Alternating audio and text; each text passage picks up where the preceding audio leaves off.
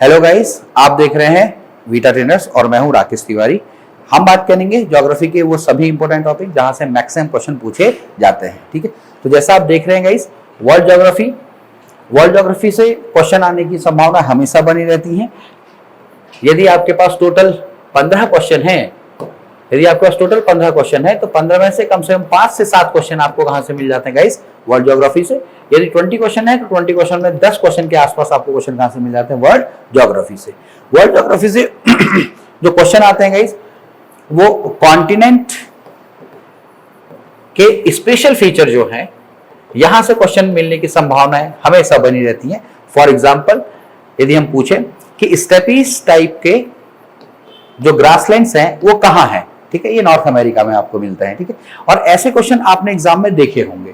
तो ये कॉन्टिनेंट की स्पेशल क्या है, ये इसकी स्पेशल कैरेक्टरिस्टिक्स हैं।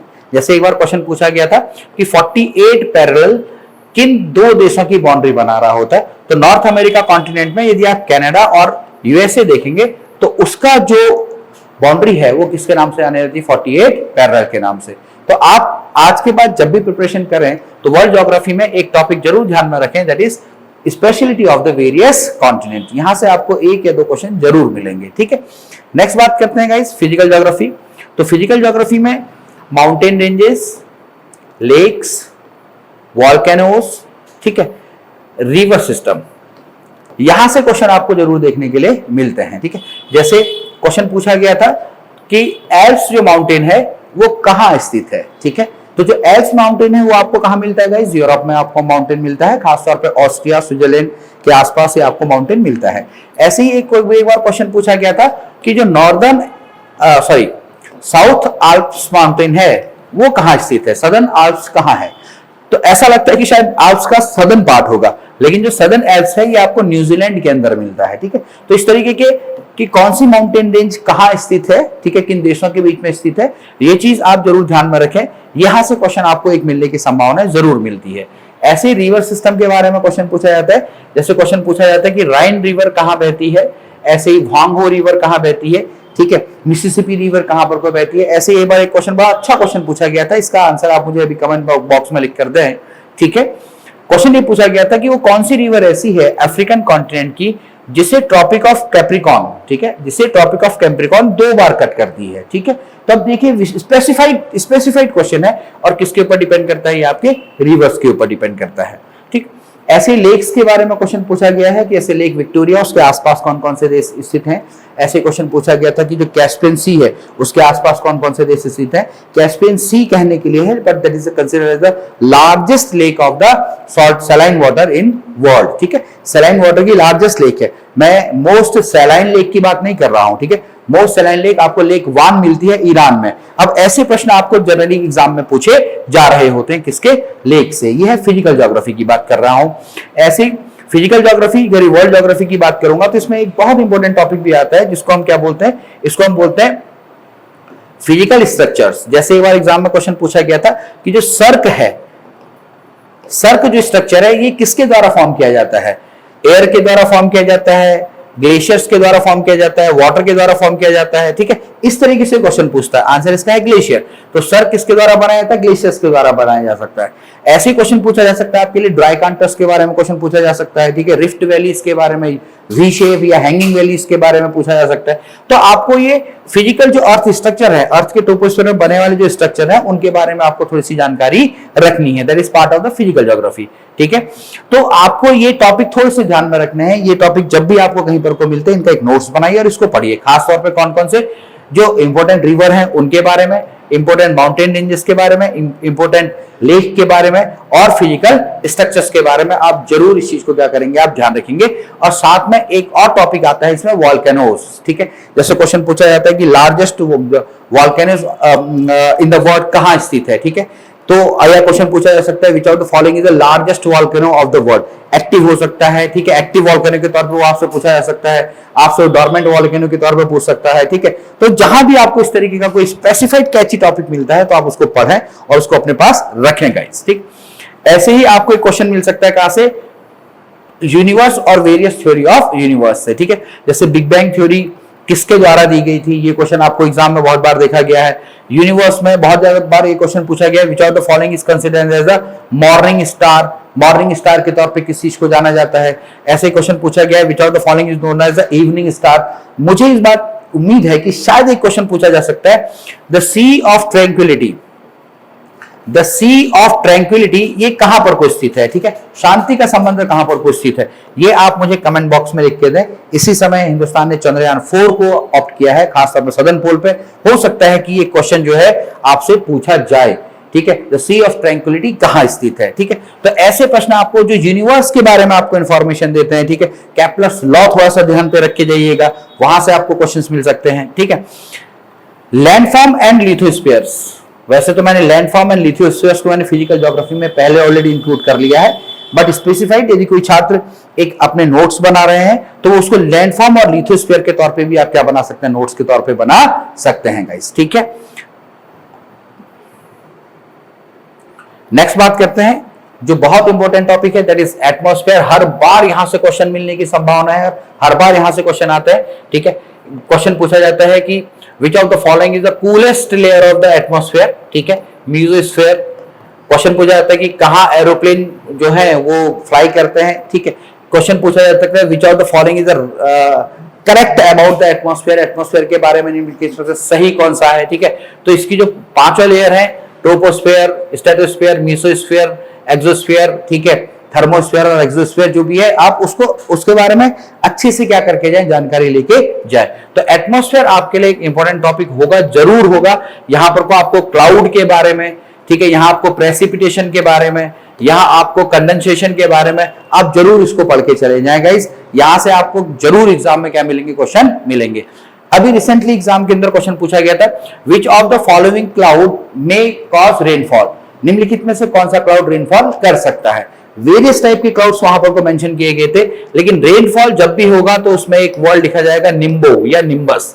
निम्बस है तो वो क्या करेगा? रेनफॉल करेगा। ठीक है, यदि आल्टस है, ठीक है, क्यूमुलस है, स्ट्रेटस है, ये कोई भी जब तक निम्बस टर्म नहीं है तब तक वो रेनफॉल नहीं करेगा। तो इस तरीके के जो बेसिक कॉन्सेप्ट्स हैं ये आपको एटमॉस्फेयर से पढ़ के जाने हैं। तो एटमॉस्फेयर का टॉपिक आपको एनसीईआरटी के अंदर मिल सकता है। ठीक है, या आपको जो मैंने एक बार शुरुआत में वीडियो आप लोगों के लिए बनाया था कि कौन कौन सी किताबें आपके एग्जाम के लिए बहुत ज्यादा फायदेमंद हो सकती हैं, ठीक है, वो वीडियो आप मेरा देखें, उसमें मैंने बहुत डिटेल में ये बात बताई है कि कौन सी किताबें आपको पढ़नी चाहिए। ठीक है, वहां से आप किताबें ढूंढ सकते हैं। ठीक है, यदि आप सजेशन मुझसे अभी स्पॉन्टेनियस मांगने की कोशिश करेंगे तो मैं आपको सजेस्ट करूंगा कि आप अरिहंत या धनकर पब्लिकेशन की किताब को भी पढ़ सकते हैं। ठीक है, क्राउन पब्लिकेशन की किताब को भी पढ़ सकते हैं, या फिर आप हमारी ऐप को डाउनलोड कर सकते हैं, उसमें बहुत कोर्स है। ठीक है, आप उस कोर्स को देखें, हमसे कम्युनिकेट कर सकते हैं, जो भी आपकी डाउट है हम आपको वहां क्लियर करेंगे। ठीक, तो यहां आप इस एटमॉस्फेयर के टॉपिक को बहुत डिटेल में पढ़ें, डेफिनेटली यहां से आपको क्या मिलेंगे? क्वेश्चन मिलेंगे। ठीक है, हाइड्रोस्फीयर मैंने शुरुआत में फिजिकल ज्योग्राफी के दौरान भी ये डिस्कस किया था कि आपको किस किस तरीके से माउंटेन रेंजेस वगैरह पढ़नी है, रिवर सिस्टम पढ़ना है। हाइड्रोस्फीयर में आपको पढ़ने होते हैं वेरियस टाइप्स ऑफ ओशियंस। ठीक है, लेक्स के बारे में मैं आपको फिजिकल ज्योग्राफी में बता चुका हूं कि आप वहां पर लेक के बारे में पढ़ लीजिए। तो यहां आप टारगेट करें कि केवल ओशियन और आइलैंड के बारे में आप थोड़ा सा यहां पर को देख लीजिए। ओशियन में बहने वाली जो करंट है, ठीक है, उन करंट्स के बारे में जरूर पढ़ के जाइएगा। जैसे एक बार क्वेश्चन पूछा गया था कि अगुलास करंट कहां बहती है। ठीक है, या वो क्वेश्चन आपसे पूछ सकता है कि मोजाम्बिक करंट कहां बहती है। ठीक है, या वो आपसे पूछ सकता है कि अल नीनो जो है ये करंट कहां पर को बहती है। ठीक है, कैनरी करंट कहां पे? कैनरी करंट का तो बहुत बार एग्जाम में क्वेश्चन पूछा जाता है कि इसके फीचर के बारे में पूछा जाता है कि ठंडी करंट है या गर्म करंट है। तो हाइड्रोस्फीयर में आप जो समंदर हैं या महासागर हैं उनके बारे में एक आपको पढ़ना है, सीज के बारे में, ओशियंस के बारे में, ओशियंस के बारे में पढ़ना है, सीज के बारे में पढ़ना है, और साथ में ओशियनिक करंट के बारे में आपको देखना है। ठीक है, और ये वो टॉपिक है गाइस जहां से कंफर्म आपको क्वेश्चन मिलेंगे, कंफर्म क्वेश्चन मिलेंगे। ठीक है, तो इनके टॉपिक आप अपने पास पढ़ें, नोट्स बना के रखें, डाउट होने पे आप मेरे साथ डिस्कस कर सकते हैं। ठीक है, अब बात हम किसकी करेंगे? अब हम बात करेंगे गाइस किसकी? इंडियन ज्योग्राफी की। इंडियन ज्योग्राफी में से जैसे मैंने आपको शुरुआत में भी बताया था, यदि आपके पास ज्योग्राफी के 20 क्वेश्चन है तो 10 क्वेश्चंस आपको वर्ल्ड ज्योग्राफी से और ऑलमोस्ट 10 क्वेश्चन आपको इंडियन ज्योग्राफी से मिलेंगे। यदि आपके पास 15 क्वेश्चन है तो आपके पास हो सकता है कि 7 आपको इंडियन ज्योग्राफी से मिल जाए। ठीक है, और आपको 8 क्वेश्चन वर्ल्ड ज्योग्राफी से, या वाइस वर्सा हो सकता है 7 आपको वर्ल्ड ज्योग्राफी से मिल सकते हैं और 8 आपको इंडियन ज्योग्राफी से क्वेश्चन मिल सकते हैं। ठीक है, तो ये क्वेश्चन आपको कहीं से भी एग्जाम में मिल सकते हैं। ठीक है, कैसे भी आपको मिल सकते हैं, लेकिन ऑलमोस्ट 50-50% की संभावनाएं बनी रहती हैं। ठीक, तो इंडियन ज्योग्राफी की अगर हम बात करेंगे तो सबसे पहला इंपॉर्टेंट टॉपिक आता है फिजिकल ज्योग्राफी। इस बार तो मैं इस बात से भी मान रहा हूं कि शायद हो सकता है कि इंडियन ज्योग्राफी से क्वेश्चन कि इंडिया का नाम कैसे पड़ा, ठीक है, या इंडियन का जो डायमेंशन है, इंडिया के जो डायमेंशन है, शायद वहां से भी क्वेश्चन पूछा जा सकता है। ठीक है, संभावित है कि एग्जाम में क्वेश्चन ऐसे पूछ लिए जाए। ठीक, नाउ फिजिकल ज्योग्राफी में इंडिया के मेनलैंड के बारे में आपसे क्वेश्चन पूछ सकता है, इंडियन टेरिटरीज के बारे में आपसे क्वेश्चन पूछ सकता है। ठीक है, और संभावना है कि हमेशा ऐसे क्वेश्चन आपको मिलते भी हैं। जैसे क्वेश्चन पूछता है कि विच of the following nation does not makes boundary with Myanmar. ये नॉर्थ ईस्ट के का इशू इस समय बहुत ज्यादा है, तो हो सकता है कि म्यांमार या बांग्लादेश या भूटान, ठीक है, इन देशों के साथ आपकी इंटरनेशनल बाउंड्री का क्वेश्चन एग्जाम में पूछा जा सकता है। ठीक है, नॉर्थ ईस्ट का क्वेश्चन आपसे एग्जाम में पूछा जा सकता है कि नॉर्थ ईस्ट के अंदर कौन कौन से राज्य हैं। ठीक है, उन राज्यों की स्पेशलिटी के बारे में क्वेश्चन पूछा जा सकता है, उन राज्यों के अंदर स्पेसिफाइड माउंटेन के बारे में, जैसे नीला माउंटेन कहां पर को है, ठीक है, ब्लू माउंटेन रेंज कहां पर को है, ठीक है, या गारो खासी जयंता माउंटेन कहां पर को है। ठीक है, तो इस तरीके से क्वेश्चन आपसे वो एग्जाम में क्या कर सकते हैं, एग्जाम में पूछ सकते हैं गाइस। ठीक है, तो नॉर्थ ईस्ट के बारे में थोड़ा सा ध्यान में रख के जाइएगा, फिजिकल ज्योग्राफी के बारे में थोड़ा सा ध्यान में रख के जाइएगा। ठीक है, दूसरा इंडिया का जो स्ट्रक्चर है, खासतौर पे जो इंडिया का जो फिजिकल एक्सपांशन है, जो हमारा भौगोलिक विस्तार है, उसके बारे में जरूर क्वेश्चन पढ़ के जाइएगा। हिमालय रेंज के बारे में, ट्रांस हिमालय रेंज के बारे में, गैंगेटिक प्लेन्स के बारे में, कोस्टल प्लेन्स के बारे में, ठीक है ना, ऐसे ही पेनिनसुलर इंडिया के बारे में, ठीक, और माइनिंग के बारे में क्वेश्चन, जैसे एक बार क्वेश्चन पूछा गया था, which of the following is the mines of iron mine in the southern India, Kudremukh के बारे में क्वेश्चन था वो। ठीक है, तो इस तरीके से आपको क्वेश्चन जो है एग्जाम के अंदर लगातार पूछे जा सकते हैं। ये कुद्रेमुख से एक बड़ा इंटरेस्टिंग सा क्वेश्चन ध्यान में आया, एक बार सीडीएस के अंदर ये क्वेश्चन पूछा गया था। देखिए यूपीएससी कितनी इंटरेस्टिंग क्वेश्चन बनाती है। क्वेश्चन ये बनाता है, which of the following name is associated with the horse. निम्नलिखित में से कौन सी चीज घोड़े से संबंधित है। ठीक है, आंसर उसका दिया गया था कुद्रेमुख। असल बात में दक्षिण भारत में द्रविडियन लैंग्वेज में कुद्रेमुख को बोला जाता है द माउथ ऑफ हॉर्स। ठीक है, तो इस तरीके से क्वेश्चन बड़े इंटरेस्टिंग पूछती है यूपीएससी। मैं बार बार आपको बोल रहा हूँ, खास तौर पे सीडीएस में। सीडीएस का तो इंस्ट्रक्शन ही ये है कि उनको चाहिए ही एक ऐसा एस्पिरेंट जो जीएस, जो जनरल अवेयरनेस के बारे में हो, हिंदुस्तान के बारे में वो अवेयर हो कि किस तरीके का भारत है। अब ऐसा तो हम नहीं कह सकते कि इतना डाइवर्सिफाइड जो इंडिया है, ठीक है, उसके बारे में ईच एंड एवरीथिंग आपको पता हो, लेकिन एक लीडर जो फौज को लीड कर रहा होगा, एक डिफरेंट कल्चर के लोगों को लीड कर रहा होगा, उससे इतनी उम्मीद हम जरूर रख सकते हैं कि वो भारत के बारे में अवेयर जरूर हो, उसको ये पता हो कि हिंदुस्तान किस तरीके का है। ठीक है, और यही आपके जीएस जनरल अवेयरनेस के पेपर का इंस्ट्रक्शन यूपीएससी देती है, खासतौर पर सीडीएस के एग्जाम के लिए। ठीक है, नाउ तो फिजिकल ज्योग्राफी में आप इंडिया का फिजिकल एक्सपेंशन जो है उसको अच्छे से पढ़ के जाएं, यहां से क्वेश्चन जरूर देखने के लिए मिलते हैं गाइस। उसके बाद अगली बार आती है कि इंडिया के माउंटेन रेंजेस के बारे में आप क्वेश्चन जरूर पढ़ें। ठीक है, जैसे काल सुबई कहां की सबसे ऊंची रेंज है, ठीक है, महाराष्ट्र के अंदर ये आपको मिलती है। ऐसे ही क्वेश्चन पूछ लेता है कि डोडा बेटा कहां है और किसकी सबसे ऊंची रेंज है। रिवर सिस्टम के बारे में जरूर पढ़िएगा। ठीक है, खास तौर पे हिमालयन रिवर सिस्टम और पेनिनसुलर रिवर सिस्टम के बारे में सेपरेटली पढ़िएगा। एक बार तो इतना इंटरेस्टिंग सा इसमें क्वेश्चन पूछा गया था, which of the following is known as the Ganga of Dakshin Bharat. ठीक है, दक्षिण भारत की गंगा को देखो, दक्षिण गंगा के तौर पे आप गोदावरी को देखते हैं या वृद्ध गंगा के तौर पे गोदावरी को देखते हैं, लेकिन जब हम दक्षिण भारत की बात करते हैं, ठीक है, वहां की गंगा के तौर पे हम कावेरी को देखते हैं, क्योंकि कावेरी नदी के आसपास दक्षिण भारत की पूरी कल्चर जो है वो डेवलप हो रही होती है। ठीक है, तो इसको हम देखते हैं कि Kaveri is considered as the Ganga of Dakshin Bharat. ठीक, ऐसे ही फॉरेस्ट के बारे में लास्ट टाइम तो एक क्वेश्चन पूछा गया था, which of the following is the forest on the basis of the forest covered area. ठीक है, which of the state has the largest cover area. ठीक है, किस राज्य के पास फॉरेस्ट कवर एरिया सबसे ज्यादा है। यहां पर को मैं आपको सलाह दूंगा गाइस कि जो सेंसस है, सेंसस जिसको हम बोलते हैं एक तरीके का जो जनगणना है, ठीक है, इसमें हर तरीके की जो इंफॉर्मेशन है वो आपके पास मिलता है। और दूसरा होता है वाइल्ड लाइफ सेंसस या फॉरेस्ट सेंसस। ठीक है, कि हमारे पास जो जंगल का एरिया है कितना है, राज्यों का जंगल का एरिया कितना है, कितना उसके पास फॉरेस्ट कवर है, कितना फॉरेस्ट लैंड है, कितना वाइल्ड लाइफ उसके पास है। इन दोनों चीजों को अच्छे से पढ़ के जाए।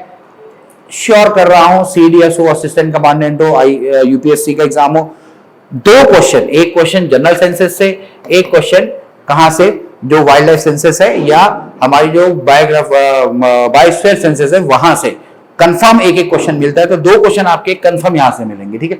तो assistant commandant, CDS, NDA, NDA वालों के लिए तो 8 नंबर का एकदम एग्जैक्ट चीज है, ठीक है, और बहुत बड़ा मार्जिन होता है, 8 मार्क्स, ठीक। नाउ इंडियन क्लाइमेट के बारे में जरूर पढ़ें, कोपेनहेगन का जो इंडियन क्लाइमेट डिवीजन है उसके बारे में जरूर पढ़ें, सॉइल ऑफ इंडिया के बारे में जरूर पढ़ें, एक क्वेश्चन कंफर्म यहां से मिलेगा सॉइल ऑफ इंडिया से, ठीक है। तो ये टॉपिक जो है ये बहुत, और एग्रीकल्चर सीजन के बारे में, एग्रीकल्चर क्रॉप्स के बारे में जरूर आप कहां से पढ़ के जाएंगे, इंडियन ज्योग्राफी के इस सेगमेंट को पढ़ के जरूर आप जाएंगे, बहुत इंपॉर्टेंट टॉपिक है, ठीक है। इंडियन ह्यूमन ज्योग्राफी में खासतौर पे ट्राइब और किस जगह पर वो ट्राइब रहती हैं, ठीक है, कौन सी वो भाषा बोलती हैं, इवन ये क्वेश्चन बहुत कम देखा गया है लेकिन देखा जरूर गया है कि ट्राइब्स जो हैं वो किस लिंग्विस्टिक कैटेगरी के अंदर आती हैं, ठीक है, और जो ट्राइब्स हैं वो कहां पर कोई रहती हैं, जैसे कोल ट्राइब है वो कहां रहती है। इस समय आपने मैतेई और कुकी के बारे में देखा होगा, तो हो सकता है कि कुकी का क्वेश्चन आपको मिल जाए, हो सकता है मैतेई का मिल जाए, हो सकता है एबोर का आपको ट्राइब का क्वेश्चन मिल जाए, ठीक है। तो ये ट्राइब्स कहां रहती हैं, ठीक है, इनके बारे में आपको क्वेश्चन जरूर देखना है। एक जनरल क्वेश्चन आपको पहले मिलता था अंडमान एंड निकोबार से, आज तक थोड़ा सा कम मिल रहा है कि सेंटिलिनी और ओंग ट्राइब के बारे में जनरली क्वेश्चन मिलता था, ठीक है, लेकिन अब हो सकता है कि नॉर्थ ईस्टर्न ट्राइब के बारे में आपसे क्वेश्चन पूछ ले, ट्राइब्स ऑफ मध्य प्रदेश के बारे में क्वेश्चन पूछ ले, छत्तीसगढ़ उड़ीसा के बारे में। तो आपको देखना है कि ट्राइब कहां कहां रहती है, ठीक है। और आखिर में अगर मैं बात करूं तो आखिर में एग्रीकल्चर को मैं डिस्कस कर चुका हूं, उसको मैंने इकोनॉमिक ज्योग्राफी की कैटेगरी में भी रखा है। आखिर में बात करूं तो मैं ओर एंड मिनरल और एग्रीकल्चर इकोनॉमिक ज्योग्राफी के बारे में भी आप जरूर पढ़ के चले जाए, ठीक है। एक क्वेश्चन सीडीएस एनडीए के अंदर यहां से भी जरूर मिलता है गाइस, क्वेश्चन पूछता है कि बॉक्साइट किसका ओर है या बॉक्साइट की माइंस कहां पर को है, ठीक है। क्वेश्चन पूछ लेगा कॉपर की कौन सी माइन सबसे बड़ी है या आयरन की कौन सी माइन सबसे बड़ी है, ठीक है। क्वेश्चन पूछ सकता है कि कौन सा राज्य जो है वो रबर के फॉर्मेशन में या रबर के प्रोडक्शन में सबसे ज्यादा है, कौन सा राज्य जो है वो चीनी की प्रोडक्शन में सबसे बड़ा राज्य है, ठीक है। तो इस तरीके से क्वेश्चन आपको इकोनॉमिक ज्योग्राफी के अंदर मिल सकते हैं, ठीक। तो गाइस जो टॉपिक मैंने आपको ज्योग्राफी के दिए हैं, इन टॉपिक को आप अच्छे से नोट्स बनाएं, इसके देखें, ठीक है। जो डाउट होता है उसके लिए आप मेरे से कम्युनिकेट कर सकते हैं, साथ में आप हमारी ऐप डाउनलोड करें, उसमें कोर्स है, उस कोर्स को पढ़ सकते हैं। जो डाउट आपके हो सकता है आप उसके लिए सीधे हमसे कम्युनिकेट कर सकते हैं। Thank you.